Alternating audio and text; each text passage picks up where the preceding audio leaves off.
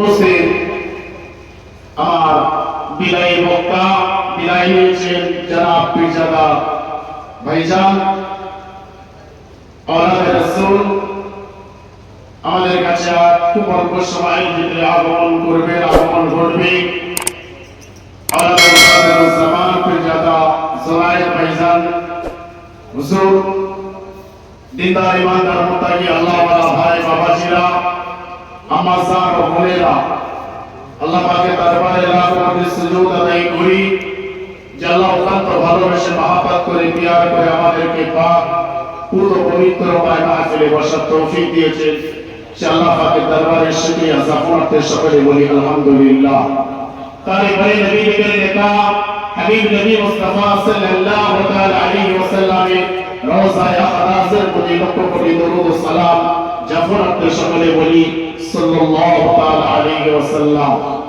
ভাই আপনাদের বা আমার খুব পরিচিত আমার পরিচয় সম্পর্কে খুব বলার কোনো জায়গা নেই যেহেতু আমি এখানকার ইমাম এখানকার ছেলে এইরকম একটা মুহূর্তে আমার ওঠা কোনো বাঞ্ছনীয় জায়গা নয় তারপরেও পরিস্থিতি অনুকূলে আমাকে এই জায়গাটায় নিতে হলো বসতে হলো যাই হোক ভাইজান রাস্তায় আছেন তো অল্প সময়ের ভিতরে আমাদের কাছে আসবেন আমার বিদায়ী বক্তা খুব গুরুত্বপূর্ণ বিষয় নিয়ে আলোচনা করছিলেন আমি ঠিক তার ধারাবাহিকতা বজায় রেখে কিছুটা আলোচনা করার চেষ্টা করব বিমাশিয়াতিল্লাহ তাআলা তাওয়াক্কালতু আলাল্লাহ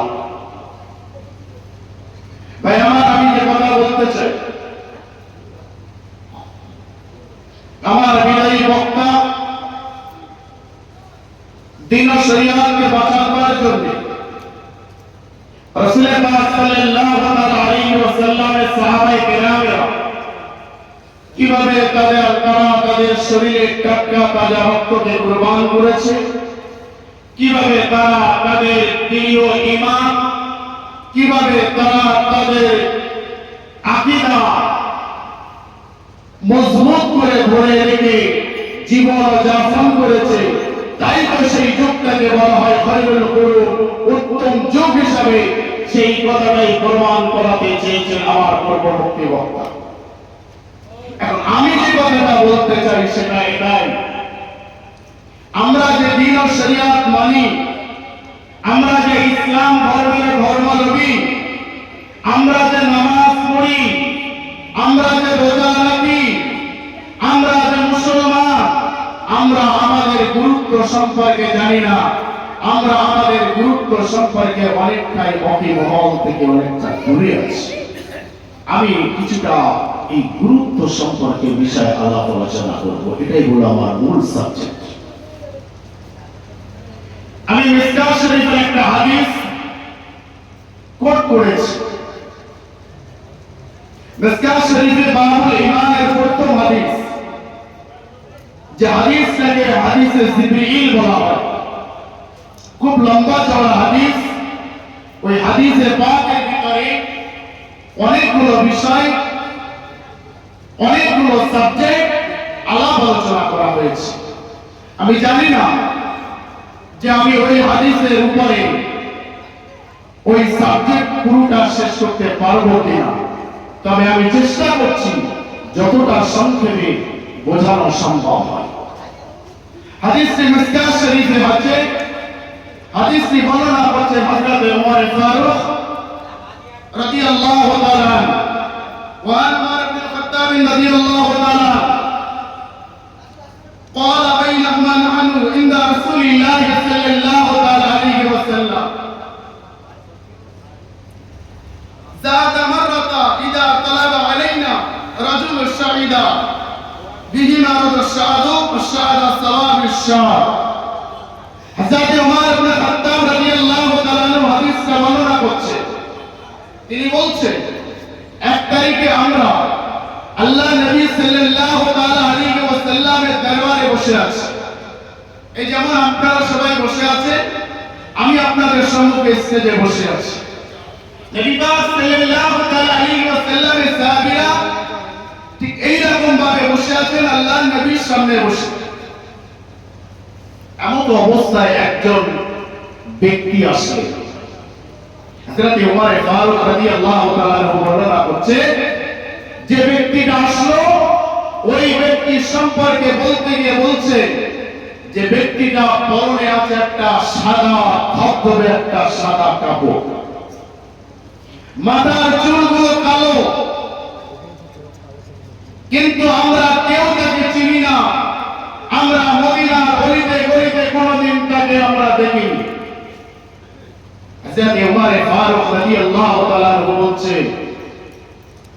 লোকটা মনে হয় অত্যন্ত ক্লান্ত শ্রান্ত, বহু দূর থেকে এসেছে, কিন্তু একজন পথিক যদি দুর্গম রাস্তা পাড়ি দিয়ে হেঁটে যায়, কি সওয়ারিতে আসে, তার শরীরের তার চেহারার ভিতরে সফরের একটা চিহ্ন পাওয়া যাবে, ক্লান্তি একটা ভাব পাওয়া যাবে, অমসৃণতার একটা ভাব তার ভিতরে খুঁজে পাওয়া যাবে।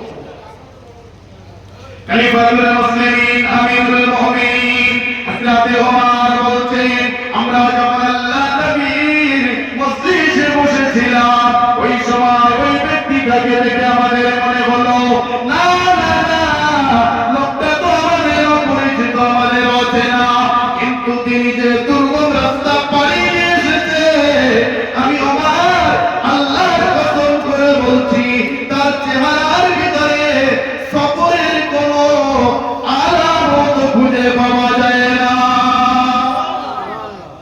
সফরের কোনো আলামত খুঁজে পাওয়া যায় না। সাদা ধবধবে জামা, চুলটা কালো, সুন্দর দেখতে। আল্লাহ নবীর সামনে বসলেন। আমিরুল মুমিনিন খলিফাতুল মুসলিমিন হযরত ওমর বলছেন, আমি দেখতে পেলাম ওই অপরিচিত ব্যক্তিটা, ওই অপরিচিত ব্যক্তিটা আল্লাহ নবীর সামনে বসেছে, যেমন নাকি আল্লাহ নবী বসেছিলেন, আল্লাহর হাবিবের হাঁটুর সাথে হাঁটুটা মিলিয়ে ওই অপরিচিত ব্যক্তিটা বসে গিয়েছে। আল্লাহ নবীর সামনে বসলেন, হাঁটুর সাথে হাঁটুটা মিলিয়ে। এমন সময় ওই আগত ব্যক্তিটা জিজ্ঞাসা করছে, আল্লাহ নবীর সামনে বসে কথাবার্তা করতে করতে একটা পর্যায়ে বললেন, কি বললেন? ওই সময় ওই আগত ব্যক্তিটা আল্লাহ নবীর দিকে লক্ষ্য করে বললেন, আখবারানি আনিল ইসলাম ইয়া রাসূলুল্লাহ। আল্লাহর হাবিবকে ওই ব্যক্তিটা প্রশ্ন করছে, আখবারানি ইয়া রাসূলুল্লাহ, আপনি আমাকে একটু খবর দিন আনিল ইসলাম, ইসলাম সম্পর্কে, ইসলামটা কি? আমি বোঝাতে চাইছি, সাবজেক্ট বলেছি, আমার গুরুত্ব বোঝানোর প্রয়োজন আছে। আমরা সবাই ইসলাম সম্পর্কে জানি, আমি জানি। আমার যদি জিজ্ঞাসা করে, ভাই তোমার ধর্ম কি, তোমার রিলিজিয়নটা কি, আমি একদম চোখ বুঝিয়ে লিখে দিই, আমার ঘরের ছেলেরা সবাই লিখে দেয় ইসলাম। কিন্তু ইসলাম জিনিসটা কি, এটা আমাদের জানা প্রয়োজন আছে।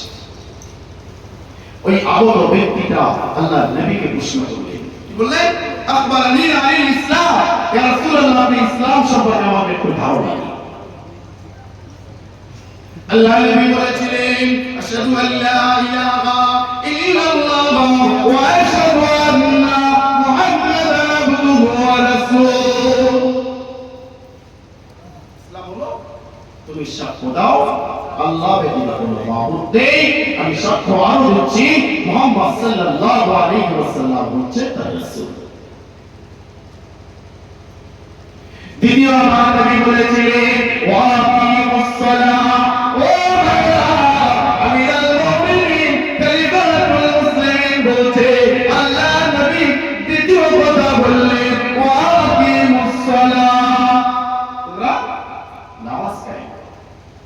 কেমন করে? আমার নবী সেদিন বলেছিলেন, আমার হাবিব সেদিন বলেছিলেন, তোমরা নামাজ কায়েম করবে, নামাজে দাঁড়িয়ে যাবে, তোমরা নিশ্চয়ই ভাবনা চিন্তা এটাই করে নেবে, আমি যেন আমার রবকে দেখতে দাঁড়িয়ে গিয়েছি। জোরে বলুন সুবহানাল্লাহ। বলছে তোমরা নামাজে দাঁড়াও, কেমন? আমি যেন আমার রবকে দেখছি, আমি আমার আল্লাহকে দেখছি। তোমার রবকে দেখতে না পাও, তাহলে তুমি ধারণা করে নাও যে আমার রব, আমার সৃষ্টিকর্তা, আমার আল্লাহ আমাকে দেখতে পায়। আমার আল্লাহ আমাকে দেখছে। আমরা যারা নামাজ পড়ি, দেখুন কোরআনের আরেকটা আয়াত আছে যে নামাজ মানুষকে অসৎ পথ থেকে দূরে সরিয়ে দেয়। এটা কোরআনের আয়াত। কিন্তু আমরা নামাজ পড়ছি, যতদিন নামাজ না পড়েছি ততদিন পর্যন্ত আমাদের দ্বারা যে খারাপি কাজগুলো হয়েছে, যে সমস্ত শরীয়তের বিরোধিতা কাজ হয়েছে, সেই সমস্ত কাজগুলো বন্ধ হওয়া তো দূরের কথা, আরো বেশি বেশি বেশি করে আমাদের দ্বারা হয়। আমার আগে আমার ভাইজান বলছিলেন, আমি শুনছিলাম, নামাজ পড়েই চলে যাচ্ছে কোথায়? লটারির দোকানে। নামাজ পড়েই কোথায় চলে যাচ্ছে? সিগারেট বিড়ি খেতে খেতে একটা ওয়াহিয়াতি কাজ। তাহলে নামাজ আমাকে দূরে সরাতে পারলো না। এখানে একটা জিনিস প্রমাণ করতে হবে যে হয় খোদার কোরআন মিথ্যা, নতুবা আমার নামাজ হচ্ছে না। দুটো বিষয়ের একটা বিষয় আপনাকে চুজ করতে হবে। হয় খোদার কোরআন যেহেতু বলেছে নামাজ মানুষকে অসৎ পথ থেকে দূরে রাখে, তাহলে আমার দ্বারা যদি নামাজ পড়ার পরে অসৎ কাজ হয়, তাহলে বুঝতে হবে হয় খোদার কোরআন মিথ্যা, নতুবা আমার নামাজ সঠিকভাবে হচ্ছে না।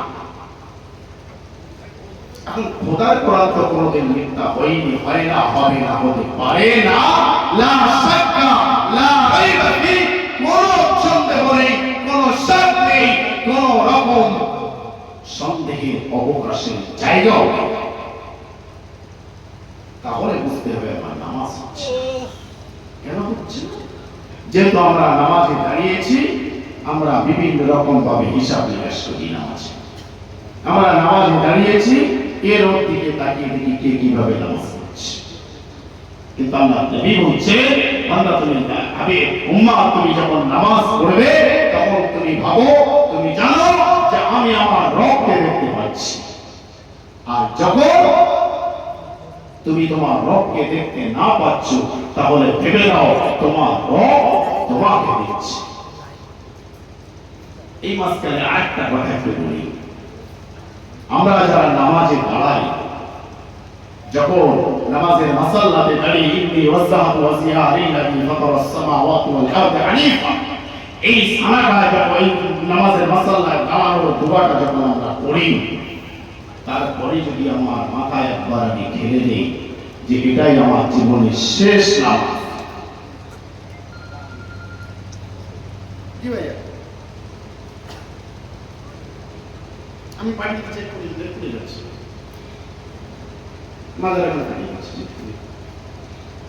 তাহলে বুঝতে হবে আরেকটা জিনিস আমি যদি আমার মাথায় ফেলিয়ে দেই, এটাই আমার জীবনের শেষ নামাজ, আমি আর হয়তো নামাজের মাসাল্লায় দাঁড়াতে পারবো না। বান্দা যখন আমি আমার নামাজের মাসাল্লায় দাঁড়িয়ে একবার যদি ভেবে নেই এটা আমার জীবনের শেষ নামাজ, আমি আর আল্লাহকে আল্লাহ বলে রাখতে পারবো না, আমি আমার রবকে আর রব বলে রাখতে পারবো না। ও বান্দা, তোমার নামাজ কখনো ব্যবসার হিসাব হতে পারে না, তোমার নামাজটা কখনো তোমার জন্য ওই শয়তানের দাগা হতে পারে না, তোমার নামাজটা তোমার জন্য আল্লাহ রিজাবন্দির জন্য হয়ে যাবে।